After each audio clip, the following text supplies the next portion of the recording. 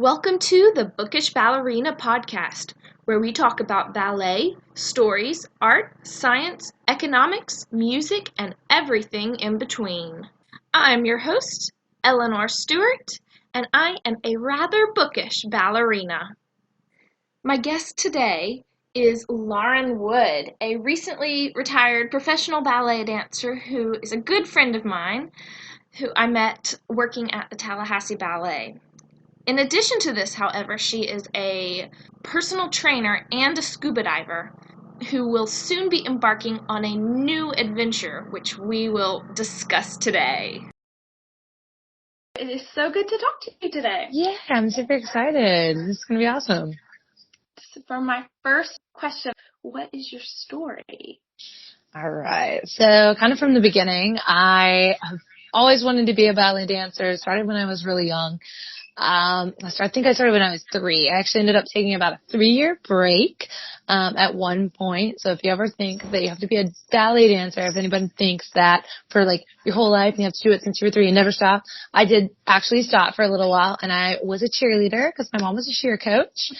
Stopped for a bit, then got back into it because I realized I loved it and I wanted to do it. So about, I think 12 or 13, I was a little bit late when I decided that I really wanted to do it professionally. I was dancing at my small town, like super small city. Everybody knows each other. Dance studio, which was Rome Civic Ballet, which I ended up beginning to teach there when I was like 12 or 13. I started teaching really young. Wow.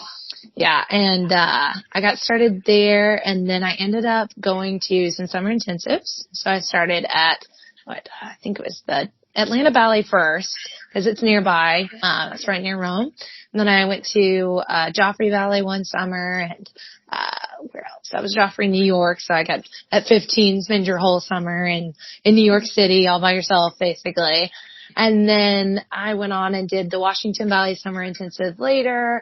And then growing up, at one point I ended up getting a job at Starbucks while I was dancing. So if anyone also thinks that sometimes you don't make all your money from dancing, you can do other things as well. So I ended up dancing and getting into the Tallahassee Ballet during pandemic mode, which was kind of crazy. So I ended up dancing and doing dancing in the streets with Tallahassee Ballet, which is kind of how I got into the Tallahassee world. I have family that lives there. And I went on and ended up being in the actual company, and while I was doing that, I became a manager with Starbucks. And then at some point while I was in Florida, I did get my scuba certification. And then the Sea Collective I actually did while I was in Atlanta. There was a few years when it was a year or two before the 2020 shut down, where a lot of companies weren't open. We had smaller contemporary companies, and I was just kind of starting to make my way into the dance world at about 18 years old, 17 years old. And so I ended up doing the Sea Collective and getting into the contemporary dance world for a little bit before going on to a larger company like the Tallahassee Ballet, which is where we met. Yes. So blessed to have met you. What all did you do at a Sea Collective? So the Sea Collective, I did just a few performances. It was a short stint with them because what we ended up doing, it was I don't remember what the performance was called, but it was like a group performance where a lot of collectives or companies would come in and do performance. And we did a performance, now that I can't remember the name of it, was years ago. But it was something to do with lights, and it was kind of like how we're all addicted to our phones, basically, was the basis of the piece. It ended up being extremely cool. It was choreographed by Olivia Rowe, who was a friend who also danced with the Atlanta Ballet, I believe, for a little bit as a student and as in the pre-pro company, stuff like that. And she ended up choreographing that piece. And it was amazing to just get to see the Atlanta dance scene on a smaller level rather than just the Atlanta Ballet, and get to really work with all of the people out in the community. And then we came together and we got to see that performance, which for some of my family that came and saw it was a little odd because, sometimes you have your dance choreography that is a little out there and eclectic. But it was definitely a wonderful experience to get to be a part of, and I think really helped me later on in my career. Yes, that's so great. That is so great. And what is your mission with your new entrepreneurial adventure? Yeah, so my mission is so it's called Living Through Motion is my company, and I really want to inspire adventurers to train for their adventures, train with other adventurers, and just anyone that might be a small adventurer is what I like to say is to become a bigger adventurer, to get out and really go hard. All my life, kind of growing up as a dancer and everything, I had been told, I know this may not be everybody, but I had been told that you shouldn't go do anything crazy, which you really shouldn't, but to an extent, don't go surfing, don't go snowboarding, the talk. And so I just, at one point, I decided I kind of wasn't happy with that. And so I knew that there was a way that I could train for it safely and do wilder things, I guess, and still dance. And so I did. About a few years ago, I went skydiving randomly out of nowhere and started doing different like hikes and adventures. And so now I just love to do everything. I started scuba diving, which was actually amazing. Being in the water is like super calming, relaxing, and you just get to meet a bunch of cool people and do some really exciting things. So, yeah. That's so cool. How did you get into scuba diving? Yeah, so when I was a kid, I really wanted to be a marine biologist randomly, as well as a dancer. I don't know. I've always thought, like, if I think it or dream it, I can do it. Like, there's imposter syndrome that comes with that. But if you can think it, you can do it. And so I wanted to be a marine biologist, but then that kind of faded away. But I've always been super interested and fascinated with the ocean and just getting to just be in the water. I love the water. And so one day I ended up just looking it up. I was like, why not? We'll see what's around, because I'm in Florida. I may as well do it now. Yeah. And so I met Gabrielle, who lives in Tallahassee and runs Life Worth Leading. She owns this basically scuba training instructor thing where she helps people with disabilities and those that are military veterans get into help them out and get into scuba diving and stuff like that. And so she runs these events. And so I looked up her company and ended up training with her and got all the way up to my advanced certification and started diving with them. So you can dive in Florida, you can dive springs and the ocean. So I dive out of the Gulf Shores usually, well, not Gulf Shores, but the Gulf Coast area. And then I've dove in Big Blue Spring, and then just recently I went down to Mexico to go on a diving trip because of that. So, yeah. So does the same certification apply in Mexico, or how does that work? Yes. So there are like national certifications. It kind of depends on like the laws and where you are. You always normally need like some certifying agency to certify you, but theoretically it's not like, I guess, illegal to dive without a dive license. Don't quote me on it, but like, but you can have, I think there's PADI, there's, mine is Scuba Educators International, so SEI. There's a bunch of different certifying agencies, and you just like take your card or whatever, and you give the number to whoever the dive like leader is, that's going to be leading that dive, or the dive master is what they're called, and they will like look it up in their system or whoever had certified them, and it's all number stuff. And so they can tell that you've actually been trained and what the certifying agency's standards are and whatnot, because they all have different standards, but they're all very similar.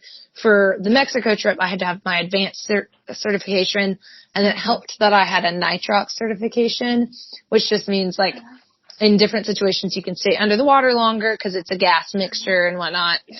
So there was a dive at one point while I was down there where we went to like 100 feet into a cenote, which are basically like the springs of Mexico, which are really, really, really cool. If you ever have an opportunity to get certified, let me know. We need to go to Mexico and go diving. But yeah, no, it was amazing. So that's kind of how that works. Like caves underwater. It's really wild. I will say, like, I thought this was a cavern diving trip. So apparently the difference between cavern diving and cave diving is that cavern diving, you can if you were to turn off all your lights and there just be like the regular cave that you're in or cavern, you would still be able to see light. So you could find your way out in case of emergency. Cave diving requires much higher level of certification. You have to have extra lights, extra air. Everything is like super to the book. And cave diving, you cannot see any light from the outside. Wow. Yeah, so at first they were like larger cenotes, so you could kind of, I think you might have seen some of my videos of it, but you can kind of like, there's a good bit of room and it feels very spacious. It's just a little freaky at first because you're like, whoa, I'm like underground. Right. But then there were some of them where they weren't caverns. It was just, we were very deep down, and there's, what happens is, there's a hydrogen sulfide cloud, at the bottom of some of these cenotes once you get down to about 100 feet. And so once you get down there, it looks like a false bottom, which is really extremely cool. And so in some of the photos I have up on Instagram and everything, you can see there's like a cloud underneath me, and it looks like the bottom, but it's not. There's still like 15, 20 feet under that people had actually gone down and were coming out of, and I was like, whoa, there's someone coming out of the ceiling or the floor. It's very extremely cool to get to dive, and just, it's almost like a whole nother world, and in a way it like related to dance for me, because I was like, this is another way I can see like a different part of God's creation and everything, and just see what's going on down there. So it's like dancing but underwater, like a mermaid. So cool. Yes, that's so fun. That's this so is very cool. interesting. Yes, very neat. Very neat. Yes. So, okay, this is unrelated. Okay. But if you had to describe the essence of ballet to someone who doesn't really know that much about ballet in just a few sentences, what would you say? I would probably say the name, it's kind of the reason, that question is almost the reason why I named my business what I named it. But I would probably just say living through motion. You're living your life, and it's super simple. It's 3 words, living through motion, but you're telling a story or living stories through movement or motion. We're just storytellers, essentially. It's an athletic form of storytelling. Lines, and it's just like in nature when you see shapes and different things, and you see back in ancient times where they were writing on walls and things to tell pictorial stories and whatnot, is basically what we're doing, but through movement. So you're living your life through movement and motion, and moving around is how I would simply explain the essence of it. That's so cool. So why is ballet important, especially with all the other things you're doing? And we'll get to your new adventure very soon. Oh, yes. Goodness. Yes. To me, it's important because it's a way for, and it's always been a way for, people to tell their stories and to tell people what's going on in the world without actually having to talk, because sometimes talking is hard. It's hard for people to say what they mean. It's easier for someone to just act it out. And it's amazing too and beautiful that even people that may not be able to speak, or maybe not speak the same language, or may not be able to hear what we're saying, they can still watch it and feel the emotion and the beauty and the story behind something. You can just act it out, mime it out, and they can understand what's going on. There's so many beautiful storytelling ballets where you don't need words, because you know exactly what's happening because they're miming that out and just telling you this beautiful story of things that have happened. And I think it's important for us to keep dance alive in the world in order to keep continuing to tell stories. It's been a way for people to solve conflicts. It's been a way for people to escape.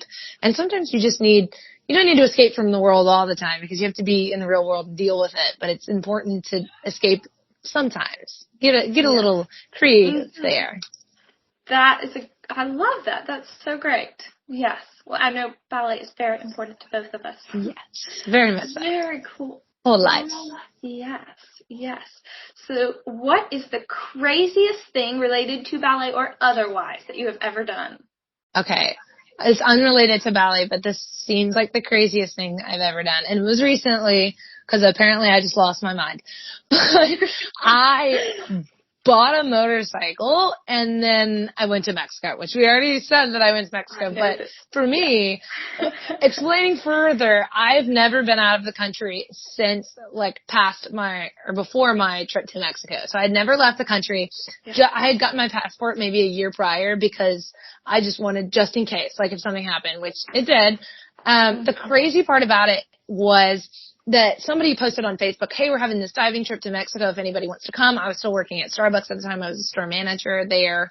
And so I was like, I don't know. They posted it. Yeah. The trip was a month later. So it was a little short notice. I had never left the country. It was a good bit of money.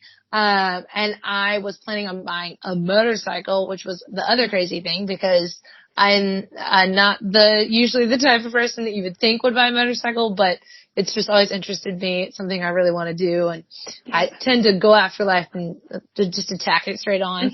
So I, all in one, like a couple of days was like, well, I'm going to go to Mexico and go diving in like essentially caves and, you know, the cenotes and whatnot. We're just going to have a whole trip.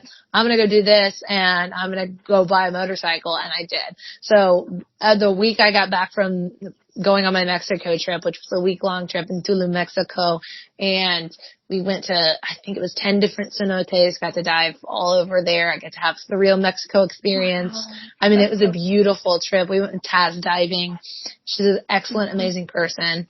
Would suggest to anyone. And then when I got back, I ended up buying like a Honda Grom, which later did end up getting stolen, which was really sad. But I did do that, and I did buy one, so I was real close. But it was a little bit of a wild experience. Yes, that is so cool. Yeah, do you want to buy another one? I really want to buy another one. Eventually, I will. I was like, darn.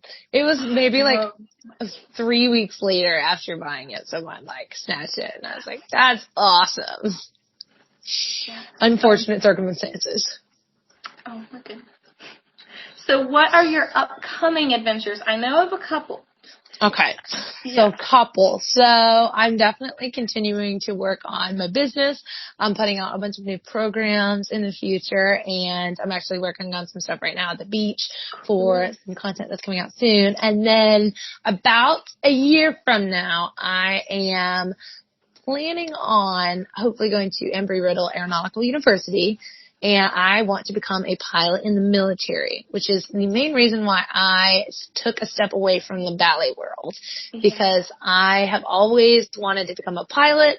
It's been like a dream since I was little. It was just something that I thought was crazy compared to dancing for some reason. When I was younger, I grew up in a smaller town. We had a little airport, and I actually went on some of the weekends to go do a ground crew, which is where you taxi in the planes, you take care of the planes. I worked on a lot on the store and whatnot. Had a lot of challenges there with just, I was almost one of the only girls on the flight line and stuff like that. So being one of the only females in that area, and still only being, there's not many females in that field right now as well, especially going into the military. But the plan is right now is in fall of 2024. I hope to be, and if I don't end up at Embry-Riddle, I will end up somewhere where there's a Air Force ROTC, and I will hopefully do Air Force ROTC and then end up commissioning as a pilot is the goal. And I've told people, I'm like, I really want to be a fighter pilot. That is like my ultimate dream. We're going like a little bit Top Gun, even though that's the Navy and we're fine. But, I will take anything. I will fly anything you give me. I just want to be in the air. I love flying. It's like dancing in the sky is what I always tell people. It's like, people have said before, dancing is the closest thing you can get to flying without actually flying. Well, I wouldn't actually go to the flying because I've done the dancing now.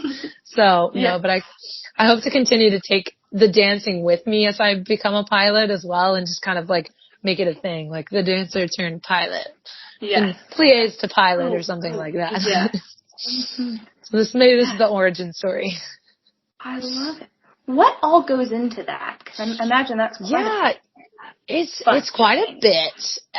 So if I do the Embry-Riddle route, it'll basically be, I'm going to get a 4-year degree because I didn't take the college route. I did the professional dance route instead. That's, you know, period of times people do that.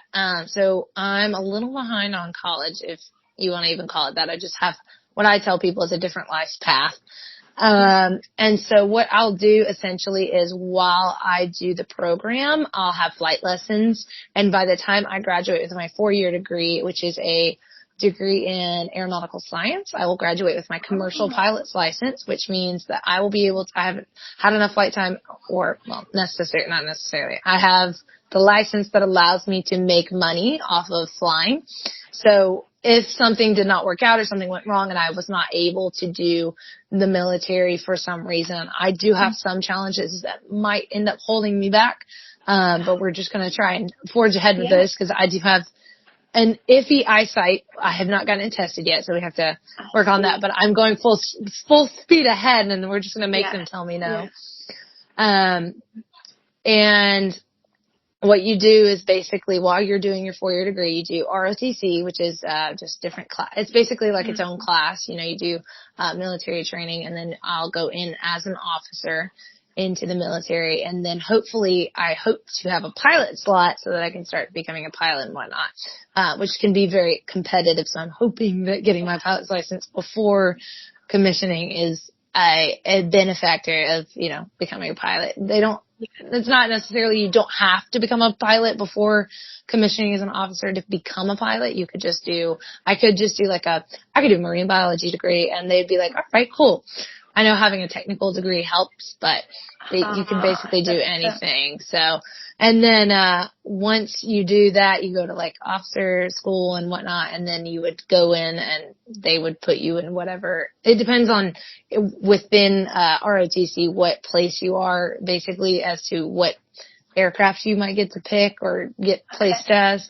So it's like really all up to chance. So it's work your butt off, which hopefully dance will help me with that a lot in order to, I really think I'm going to like the structure of things and the hard work ethic and everything. It's very similar to dance. So That's so cool. So I guess that's like that's a 4-year route through college, and then how many years after that before potentially? If I become a pilot, it'd probably only be like a year until I was actually like flying with them, or 2. It depends. That's great. But then once you commission as a pilot, you do have to do 10 years, which if I'm flying, I'm fine with that. I'm good. But if for some reason I wasn't able to become a pilot, I would probably just do 4 years. I'm a very like tomboyish, I guess you could say, type of person. Like I'm a ballerina. I love it. I love dancing, but I also love getting dirty in the dirt and doing tactical things. So either way, I'm gonna be just happy. And they'll probably be like, "What is this ballet dancer doing in here?" But it'll be fine. So it's a long route if you get the pilot slot, but it's not very long until you can start flying. Because I will have hopefully have already had training flying too, which will help me and how long it takes, but it depends. Yes. Very cool. Very cool. And I guess this is a similar question for the commercial pilot's license. What is the process for that? So the commercial pilot's license, you have to do you basically have to go through your private pilot's license, which is just some different types of training. You do ground school, which is all of the things you need to know on the ground about the aircraft you're flying, about maneuvers, different stuff like that. And then you'll actually go up. So that starts before, and you finish that, or you can finish that before you even start flying. I can do that now. It's actually fairly inexpensive to do ground school. It's the flying part that gets pretty expensive, because you have to pay for your instructor, and it depends on like how many hours you're up. And you do have to have a certain amount of hours before you can get your license. I don't remember what the specific hours are for private pilot and commercial pilot. But by the time you get commercial pilot, you're essentially IFR and VFR rated, which is instrument flight ratings, and you get your visual flight rating first, which is basically your private pilot's license, which means you can fly as long as there's good like visibility, like you could see things, you can't fly through clouds, stuff like that. Instrument flight rating is a bit harder because you have to use instruments to understand what's going on around you and your surroundings and rely solely on that. They have things where you put on like blinder glasses, basically it makes it look like really foggy outside so you can't see anything. And then you would have to control the plane specifically through instruments. And then after that, you get so many hours of solo flying, and then you can get your commercial license. And once you have your commercial license, it just means that you can make money with flying, because before you get your commercial license, it is illegal to charge money for any type of like flying anybody around. You could theoretically split gas, like stuff like that, but they can't pay you for it. But once you have your commercial license, you can. Now, usually going into airline stuff like that, you have to have at least, 1,500 hours for most airlines. So even once you get your commercial pilot's license, which is well before 1,500 hours, you still have some flying to do. So once I'm out at the beach right now, once you see those pilots flying, the little signs behind them that they're dragging at the beach, those are usually pilots trying to get their hours in, for future jobs down the road. So that's a good, way to make some money and also get hours in to become a commercial pilot's license. Now, that may not be everybody. They might just have fun flying over the beach, which sounds great. But it's very similar. Does that make sense? That does. That's so cool. Perfect. And I'm going to ask a question that will show you my lack of knowledge in this field. Okay.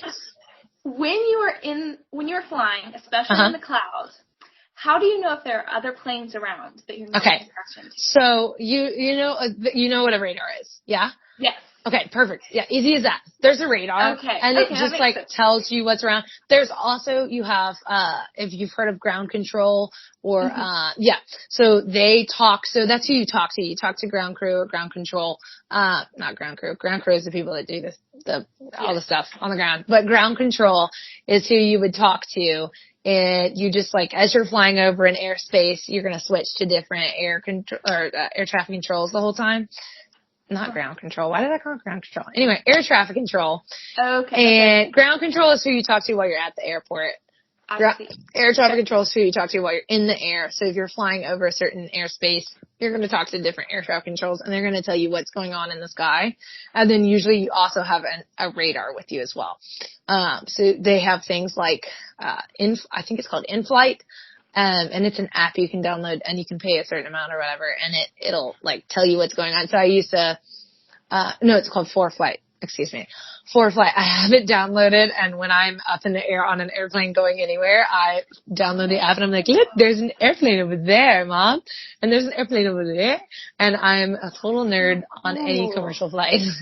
Yeah, so that's kind of how they see what's going on. It's like whales. Okay. Echolocation. Yes. That's so cool. But yeah, that's how that works. Very neat. Very, very neat. What is one thing that you wish you could teach everyone?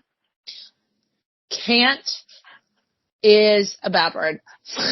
It sounds so silly, but I teach all of my students that can't never could is basically my saying. And that in my classrooms and all of my clients and everything, I'm like, can't is a bad word. We don't say that. Unless you're saying it's in the terms of I can't do something, because you can, you just have to figure out how to do it. So it's really just saying, instead of saying I can't, like when I tell a student, okay, do such and such, like do your passe or whatever. And they're like, but I can't. Okay, well you can't yet. That's what I like to tell people. So say I can't yet, because what you tell yourself is so important to what you're going to achieve in your life. And telling yourself you can't, well, you're right, you can't. But if you tell yourself, okay, I can do this if I do such and such, it's so much better for people to make a plan for themselves and to set out, instead of just having a goal, even to make a plan and go ahead and set out smaller, like itty bitty fractional goals. So if you want to do 10 push-ups at one point, the way to start that is start doing push-ups every day. Okay, well how do you break that down even more? I can't do any push-ups. I'm going to do like half push-ups. We're going to do modified push-ups for a while. I'm going to do, eccentric push-ups for a while until eventually I make out a plan and I make out goals, smaller goals that are going to help me achieve this bigger goal. So, and it helps too, when you have a bigger goal, it can seem so daunting and so scary to be able to get to that goal, especially when it's something like, say, I'm like, being a pilot is like absolutely terrifying. Like, I don't know what I'm doing. I've not even started training yet. Like, that is wild and probably years away. But if I set up smaller goals for myself and other things to focus on, but I know that I'm going to get to that big goal, and I did it in dance too. Like, I want to become a professional dancer. Like, if I set up smaller timelines and smaller goals for myself, it's make it bite-sized. It's so much easier to get there. So just never tell yourself you can't, and always believe in yourself, because even if you have the whole world supporting you, if you don't have yourself supporting you, what does it matter? You gotta support yourself and be your own biggest cheerleader almost. And if anyone has a problem with it, then come fight me. I love it. The old quote, whether you think you can or whether you think you can't, you're right. You're right. Exactly. Yeah. I love Can't, it. never could. And then what is one thing you want to learn about that we haven't talked about today? I definitely want to, let's see, well, we talked about being a pilot. I want to learn more about that, obviously. Random. I want to learn more about martial arts, like wildly. I want to get into it. I want to learn how to defend myself better. I'm a very, like I said, tactical person, things like that before. So I do firearms training and stuff like that. So I'd like to get more into that and learn a whole lot more about that.